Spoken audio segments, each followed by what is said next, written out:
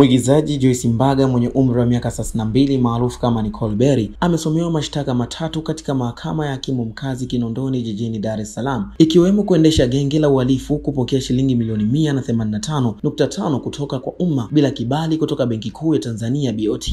Mbali ya Nicole Berry, mshtakiwa mwingine ni Rehema Mahani mwenye umri wa miaka 31, ambapo hata hivyo kesi hiyo imeahirishwa. Japo tarehe 24 mwezi wa 3 ya mwaka huu 2025 washtakiwa wote kurudishwa korokoroni baada ya kushindwa kutimiza masharti ya dhamana na kuwasilisha mahakamani hapo fedha taslimu shilingi milioni 46.3 ama hati ya mali isiyohamishika yenye thamani hiyo. Nicole na mwenzake wamesomewa mashtaka hayo na wakili wa serikali Roda Maingu mbele ya hakimu mkazi mkuu Ramadhani Rugemalira, wakidaiwa walitenda makosa hayo kati ya Julai ya mwaka 2024. Waliendesha biashara ya kihalifu ama jinai kwa lengo la kujipatia fedha ama faida kutoka kwa jamii na kupokea amana au miamala bila kupata leseni kutoka BOT. Katika shtaka la pili, washtakiwa wote wanatuhumiwa kati ya Julai ya mwaka 2024 na Machi ya mwaka 2025 wakiwa eneo lisilofahamika ndani ya mkoa wa Dar es Salaam, wakipokea amana ya shilingi milioni 185 na 515,015 kutoka kwa jamii. Katika shtaka la tatu,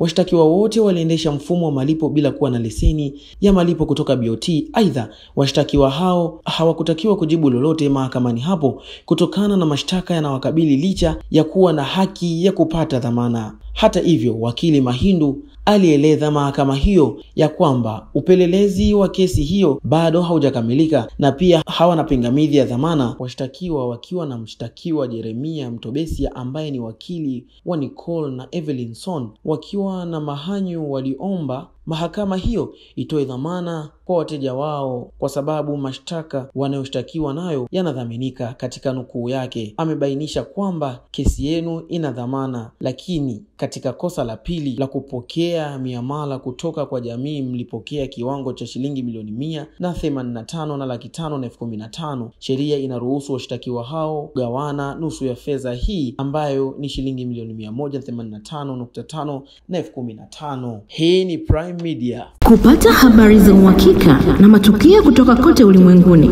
tafadhali subscribe na ubofya alama ya kengele.